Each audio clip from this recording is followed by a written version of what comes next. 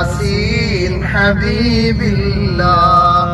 हरा गुंबद जो देखोगे जमाना भूल जाओगे, अगर तौबा को जाओगे तो आना भूल जाओगे।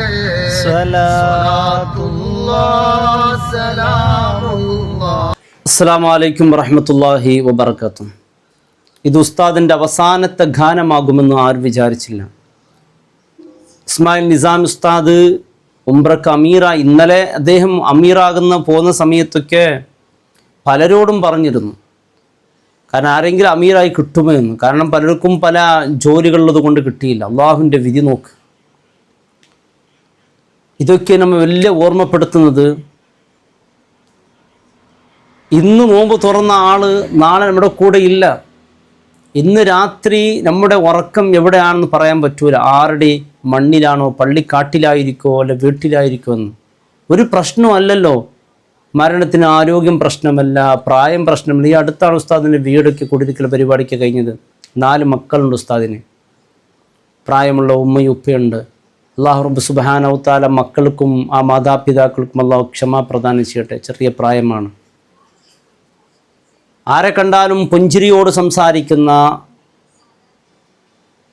നിസാമി ഉസ്താദ്, എൻ്റെ പ്രിയപ്പെട്ടവരെ, ഇത് നമുക്ക് നൽകുന്ന ഏറ്റവും പ്രധാനപ്പെട്ട ഒരു പാഠം എന്നുള്ളത്, കഴിവിൻ്റെ പരമാവധി എപ്പോൾ എവിടെ ഒന്നും അറിയില്ല, നിശ്ചയിച്ചിട്ടില്ല മരണം ഇന്ന സമയത്താണ് എന്ന്.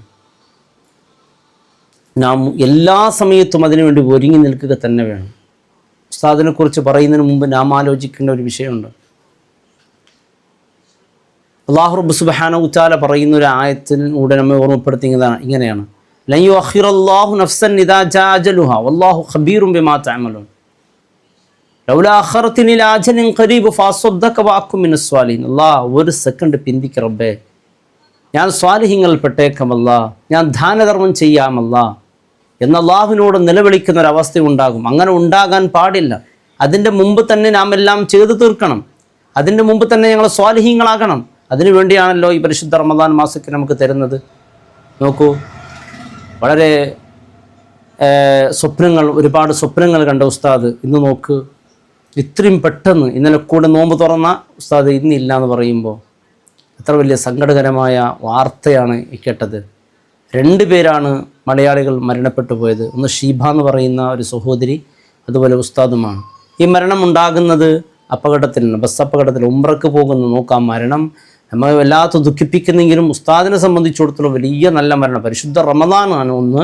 രണ്ടാമത് ഉംറ ചെയ്തുകൊണ്ടിരിക്കുമ്പോഴുള്ള മരണം. ഉംറൻ്റെ ഇഹ്റാമിൻ്റെ അതേ ഒരു രീതിയിൽ മരണപ്പെടണമെങ്കിൽ എത്ര വലിയ ഭാഗ്യം വേണം. അതൊക്കെ എല്ലാവർക്കും കിട്ടുന്നത് തന്നെ അള്ളാഹുവിൻ്റെ പ്രത്യേകമായ അടിമകൾക്ക് കിട്ടുന്ന ഒരു ഭാഗ്യമാണ്. അള്ളാഹു കാക്കട്ടെ. ഓരോരുത്തരുടെ മരണം എവിടെ, എപ്പോൾ, എങ്ങനെ, ഏത് രീതിയിലെന്നറിയില്ല. നമ്മൾ എപ്പോഴും ദുആ ചെയ്യേണ്ടത് നല്ല മാസത്തിൽ നല്ല മരണം അല്ലാഹു റബ്ബ് സുബ്ഹാനഹു തആല നമുക്ക് നൽകട്ടെ. എൻ്റെ പ്രിയപ്പെട്ടവരെ, നാം എല്ലാവരും ദുആ ചെയ്യേണ്ടതുണ്ട്. മരിക്കുന്ന നേരം ഈമാനോട് കൂടിയുള്ള മരണം, എൻ്റെ പ്രിയപ്പെട്ടവരെ, അത് അള്ളാഹു നൽകുന്ന വലിയൊരു ഭാഗ്യമാണ്. നോക്കൂ, ഒരുപാട് സ്വപ്നങ്ങളുമായി ഉസ്താദ് യാത്ര തിരിക്കുകയാണ്. റിയാദിൽ നിന്ന് ഏകദേശം 500 കിലോമീറ്റർ മുമ്പുണ്ടാകുന്നൊരു അപകടമാണിത്. ബസ്സിന് തുടക്കത്തിൽ തന്നെ എന്തോ ഒരു ചെറിയ കേടൊക്കെ ബസ്സിലുണ്ടായിരുന്നു. അങ്ങനെ അതൊക്കെ കാണിച്ച് നേരെ വരുന്ന സമയത്താണ് ഈ ഒരു അപകടം. പെട്ടെന്ന് അവർക്ക് ടയർ പെട്ടെന്ന് ബ്ലാസ്റ്റ് ആവുന്നു. അപ്പോൾ അവിടെ അവർ തെറിച്ച് വീഴുന്ന, അങ്ങനെയാണ് ഈ അപകടം സംഭവിക്കുന്നത്. അവിടെ നിന്ന് അവർ ഇറങ്ങി പുറപ്പെടുമ്പോൾ ഒരിക്കലും ഊഹിച്ചതുപോലുമില്ല ഇത് അവസാനത്തെ ഉംറയുടെ യാത്രയായിരിക്കും, എൻ്റെ അവസാനത്തെ അമീറായിരിക്കും ഞാനെന്ന് ഒരിക്കലും ഊഹിച്ചില്ല. അല്ലാഹു റബ്ബ് സുബ്ഹാനഹു തആല കുടുംബത്തിന് ക്ഷമ കിട്ടാൻ വേണ്ടി ദുആ ചെയ്യണം. എൻ്റെ പ്രിയപ്പെട്ടവരെ, ഇത്തരത്തിലുള്ള ദുഃഖവാർത്തകൾ പറയാനും കേൾക്കാനൊക്കെ എളുപ്പം. ആ കുടുംബത്തിൻ്റെ വേദന നമുക്കൊരിക്കലും താങ്ങാനോ ഉൾക്കൊള്ളാനോ പറ്റാത്തൊരു വേദനയാണ്. കാരണം ഉപ്പ വരുന്നുണ്ട്, കാത്തിരിക്കുന്ന മക്കളല്ലേ. ഇപ്പോൾ നാമക്ക് ഉസ്താദന്മാരാണ്, ആഴ്ചയിൽ ഒരിക്കൽ വീട്ടിലേക്ക് പോകാൻ വേണ്ടി മക്കളിങ്ങനെ കാത്തു നിൽക്കും പ്രതീക്ഷയിൽ. വാപ്പ വരുന്ന ദിവസമാണ്. വാപ്പ വരുന്ന ദിവസം എന്ന് പറഞ്ഞാൽ ആ വീട്ടിലൊന്ന് വലിയ സന്തോഷമാണ്. ഉമ്മ വാപ്പിന്ന് വരുമെന്ന് പറയുമ്പോൾ മക്കൾക്ക് അന്ന് ആഹ്ലാദമാണ്. അന്ന് മക്കൾ സ്കൂൾ വിട്ട് വരുമ്പോൾ കുറേ ദൂരത്തു നിന്ന് തന്നെ മക്കൾ അസ്സലാമു അലൈക്കും ബാപ്പ, അസ്സലാമു അലൈക്കും ബാപ്പ എന്നിങ്ങനെ പറഞ്ഞ് ആവേശത്തിൽ വരുന്നുണ്ട്. എന്തുകൊണ്ട്? വാപ്പ വന്നു എന്ന് പറയുമ്പോൾ സന്തോഷം. വാപ്പ വന്നാൽ എന്തെങ്കിലും, വാപ്പ നമ്മളെ സ്നേഹിച്ച് എന്തെങ്കിലും നമുക്ക് കൊണ്ടുവന്നിരിക്കും, ആ പ്രതീക്ഷയിലാണ്. അതുകൊണ്ട് ആരോട് വിദ്വേഷം പകയും ഇല്ലാതെ നല്ലൊരു ജീവിതം എൻ്റെ പ്രിയപ്പെട്ടവരെ അള്ളാഹു നമുക്ക് തന്ന ഈ ആയുസ് ഫസ്വദ്ദക്ക വാക്കും മിന സ്വാലിഹീൻ, ഞാൻ സ്വാലിഹീങ്ങളിൽ പെട്ടേക്കാം, നല്ലാകാമെന്ന് അങ്ങ് ആ മരണപ്പെടുന്ന സമയത്ത് വിരൽ കടിക്കാതെ അതിൻ്റെ മുമ്പ് തന്നെ നാം ആകേണ്ടതുണ്ട്. അതിന് അള്ളാഹു തൗഫീക്ക് നൽകട്ടെ. അതുകൊണ്ടാണ് വിശുദ്ധ ഖുർആൻ പറയുന്നത്, വലൻ യുഅഖിറല്ലാഹു നഫ്സൻ ഇദാ ജാഅ അജലുഹാ, അജല് എത്തിയാൽ ഒരു സെക്കൻഡ് പോലും അള്ളാഹു പിന്തിക്കുകയില്ല. ഉസ്താദിന് ചില പാട്ടുകൾ ഓർമ്മകൾ കാണുമ്പോൾ വല്ലാത്ത സങ്കടമുണ്ട്. അള്ളാഹു ജന്നാത്തുൽ ഫിർദൗസിൽ ഒരുമിച്ച് കൂട്ടട്ടെ. എൻ്റെ പ്രിയപ്പെട്ടവരെ നോക്ക്, നമ്മുടെ തലയിൽ തലപ്പാവുണ്ട്, കമീസുണ്ട് അല്ലേ?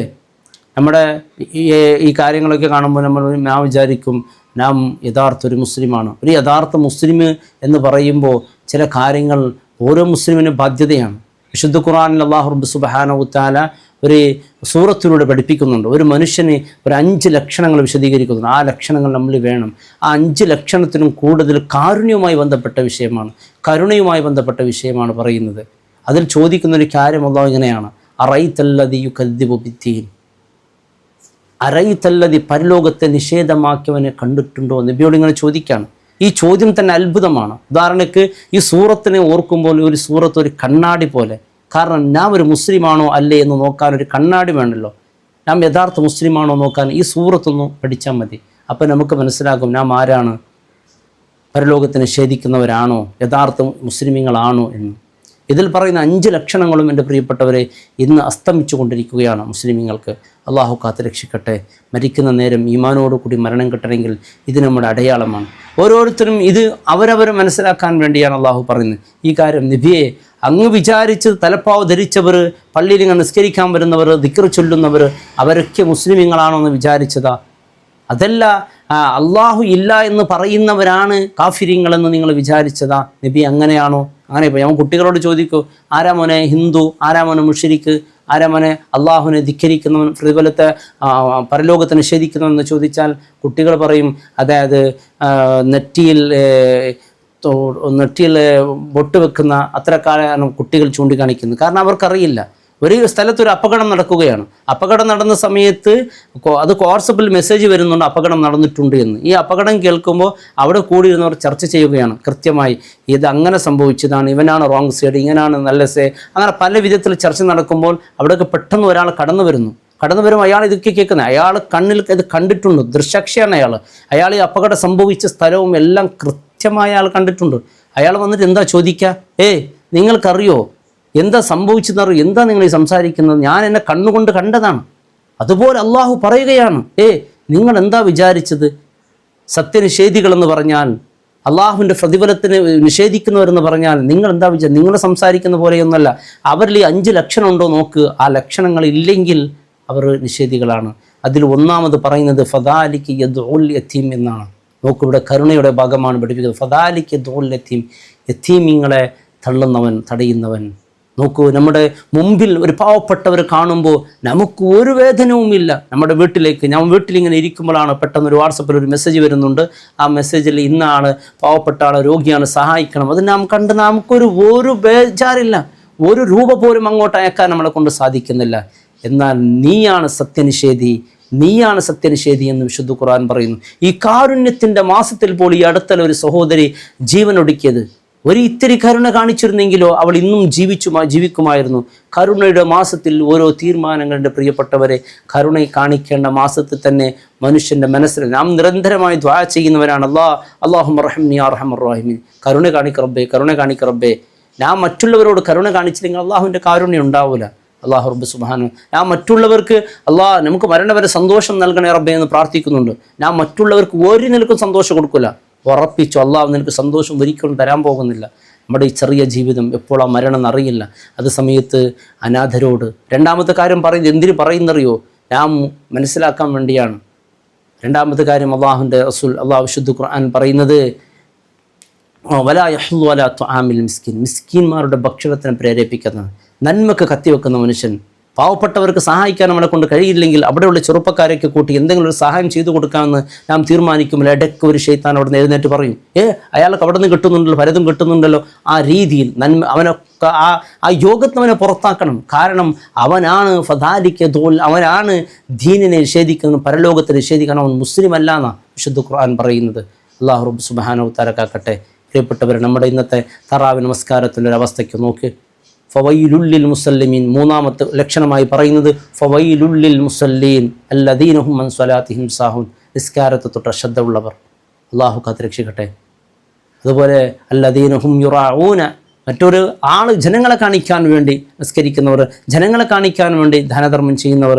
അങ്ങനെ ഒരു സ്വഹാബത്തിൻ്റെ കാലത്തൊക്കെ എൻ്റെ പ്രിയപ്പെട്ടവരെ പരിശുദ്ധമായ മാസത്തിൽ പാവപ്പെട്ടവരെ കഴിവിൻ്റെ പരമാവധി സഹായിക്കുക. ഇതൊക്കെ അള്ളാഹുവിന് വേണ്ടിയായിരിക്കണം നാം ചെയ്യുന്നത്, അള്ളാഹുവിന് വേണ്ടിയായിരിക്കണം നാം ചെയ്യേണ്ടത്.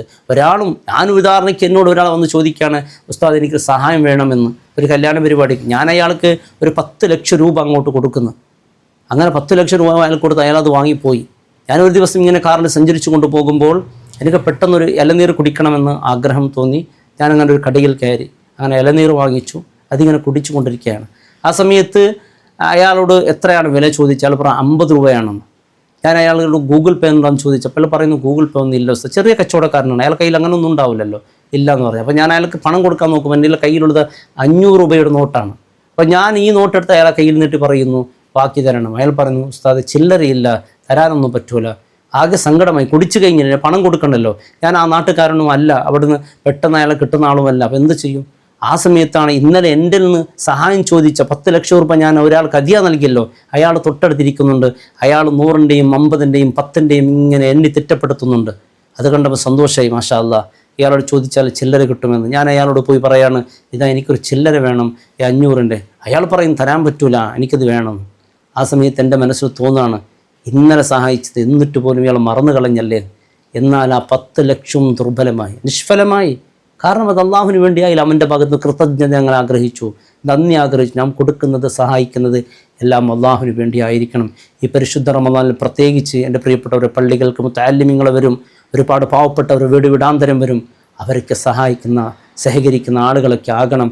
അങ്ങനെ ഒരു മനസ്സ് വരുന്നില്ല, അവരെ പുച്ഛമായി നിനക്ക് കാണുന്നുണ്ടെങ്കിൽ നീ സത്യനിഷേധിയാണ് എന്നാണ് വിശുദ്ധ ഖുർആൻ പറയുന്നത്. 5-ാമതായ ഒരു ലക്ഷണം പറയുന്നു. ഈ സൂറത്തിൻ്റെ പേര് തന്നെ അത്ഭുതമാണ്. മാഊൻ എന്നാണ് ഈ സൂറത്തിൻ്റെ പേര്. എന്തുകൊണ്ട് മാഊൻ ഈ സൂറത്തിന് വന്ന്? മാഊൻ എന്ന് പറഞ്ഞാൽ പര ഉപകാരം വസ്തുക്കൾ, പര ഉപകാര വസ്തുക്കൾ. യംനഊൻ അൽമാൻ, പര ഉപകാര വസ്തുക്കൾ തടയുന്നവൻ. ഒരു അത്യാവശ്യമായൊരു പേന വേണമെന്ന് ചോദിക്കൂ, ഒരു അർജൻറ്റ് ചാർജർ വേണമെന്ന് ചോദിക്കൂ, ഒരു റോഡരികിലും ഒരു വഴി ചോദിക്കും, അല്ലെങ്കിൽ ഒരു ബസ് തെറ്റിപ്പോകുന്ന പെട്ടെന്ന് എന്നെ ആ റോഡ് സൈഡ് വരെ കൊണ്ടുപോകുമെന്ന് ചോദിക്കും. അപ്പോൾ ഒന്നും നമ്മളെ കൊണ്ട് സഹായിക്കാൻ സന്മനസ് വരുന്നില്ലെങ്കിൽ നീയാണ് യഥാർത്ഥ സത്യനിഷേധി. വീട്ടിലേക്ക് ഒന്ന് കുറച്ച് ഉപ്പ് വേണമെന്ന് ചോദിക്കൂ, അതും കൊടുക്കില്ല. ഇത് കുറച്ച് പഞ്ചസാര, അല്ലെങ്കിൽ മരുമകൾ പഞ്ചസാര കൊടുത്തെന്ന് വിചാരിക്കുക. അതേസമയത്ത് അമ്മായിമ്മ അപ്പം ചിരിച്ച് കാണിക്കും. പിന്നെ ചോദിക്കും, ഇവിടെ ഒരാൾ നയിച്ചുണ്ടാക്കുന്ന മറ്റുള്ളവർക്ക് ഇങ്ങനെ വിതരണം ചെയ്യാൻ വേണ്ടി അവർ കഷ്ടപ്പാടാണ്. ആ രീതിയിലൊക്കെ സംസാരിക്കുന്ന അത്ര വൃത്തിക്കെട്ട സംസ്കാരമായി കൊണ്ടിരിക്കുക നമ്മുടെ മുസ്ലിം സമൂഹം. എൻ്റെ പ്രിയപ്പെട്ടവർ, അള്ളാഹു നമ്മെ പരീക്ഷിച്ചു കൊണ്ടേയിരിക്കുകയാണ്. ചെറിയ ചെറിയ സഹായങ്ങളൊക്കെ അള്ളാഹുവിടുക്കൽ വലിയ പുണ്യമുള്ളതാണ്. അതുകൊണ്ട് ഈ ദിവസങ്ങളിലൊക്കെ കാരുണ്യത്തോടു കൂടി, സ്നേഹത്തോടു കൂടി, ഈ ലക്ഷണങ്ങളില്ലാത്തവൻ അവൻ സത്യനിഷേധിയാണ്, അവൻ പരലോകത്ത് നിഷേധിച്ചവനാണ്. നബിയെ, നിങ്ങൾ അങ്ങനെയുള്ള ആളുകളെ കണ്ടാൽ അടയാളപ്പെടുത്തണം. അവരുടെ ലക്ഷണം ഈ 5 അടയാളമാണ്. ഇന്ന് നോക്കിയത് പൊതുവെ ആയില്ല എൻ്റെ പ്രിയപ്പെട്ടവരെ. ഇന്ന് നോക്കി നമ്മുടെ കമ്മിറ്റികളിലെ, നമ്മുടെ വലിയ വലിയ സംഘടന പ്രവർത്തനങ്ങളിലെ ആരെങ്കിലും ഒന്ന് സഹായിക്കാൻ വേണ്ടി എന്തെങ്കിലും ഒന്ന് ചോദിച്ചാൽ അവിടെ ഉണ്ട് 2-3 പേർ അതിനെ ആ നന്മക്ക് കത്തിവെക്കുന്നവരൊക്കെ. അവരൊക്കെ യഥാർത്ഥ മുസ്ലിമീങ്ങളല്ല എന്നാണ്, അവർ സത്യനിഷേധികളാണെന്ന്, അവർ വലിച്ചു പുറത്താക്കേണ്ടവരാണ് എന്നാണ്. എൻ്റെ പ്രിയപ്പെട്ടവർ, ഇത്തരത്തിലുള്ള മരണങ്ങളും ഒക്കെ കണ്ടിട്ട് പോലും നാം ഇതൊന്നും പാഠം ഉൾക്കൊള്ളാത്തൊരു ജീവിതമായി മാറിക്കൊണ്ടിരിക്കുകയാണ്. അല്ലാഹു സുബ്ഹാനഹു വ തആല ബഹുമാനപ്പെട്ട നിസാം ഉസ്താദ് അല്ലാഹു പൊറുത്തു കൊടുക്കട്ടെ, അദ്ദേഹത്തിൻ്റെ ഖബർ അല്ലാഹു വിശാലമാക്കട്ടെ. ഇനിയുള്ള കാലങ്ങളിൽ ഈ മരണങ്ങളൊക്കെ നമുക്ക് വലിയ പാഠമാണ്, അല്ലാഹു നൽകുന്നൊരു പാഠമാണ്. ഇത് നാം ഉൾക്കൊണ്ടുകൊണ്ട് ജീവിക്കാൻ സാധ്യമല്ലേ എൻ്റെ പ്രിയപ്പെട്ടവർ? തീർച്ചയായും ഖേദിക്കേണ്ടി വരും. ആ സമയത്ത് ഞങ്ങളും പറയേണ്ടി വരും, ഒരു അവധി വരെയെങ്കിൽ ഹിന്ദി റബ്ബെ ഫാസ്വദ്ദക വാക്കും മിനസ് സ്വാലിഹീൻ. അങ്ങനെ പറയുന്നതിന് മുമ്പ് തന്നെ നാം സ്വാലിഹീങ്ങളായിക്കൊണ്ട് അല്ലാഹു റബ്ബ് സുബ്ഹാനഹു വ തആല ഒരു സത്യവിശ്വാസിനുണ്ടാകേണ്ട കാരുണ്യത്തിൻ്റെ ചില അടയാളങ്ങളെക്കുറിച്ച്, ലക്ഷണങ്ങളെക്കുറിച്ച്, ആ കാരുണ്യത്തോടും സ്നേഹത്തോടും സന്തോഷത്തോടും നല്ല ജീവിതം നയിക്കേണ്ടത് നമ്മുടെ അത്യാവശ്യമാണ്. അല്ലാഹു റബ്ബ് സുബ്ഹാനഹു വ തആല തൗഫീഖ് നൽകട്ടെ. അസ്സലാമു അലൈക്കും വറഹ്മത്തുള്ളാഹി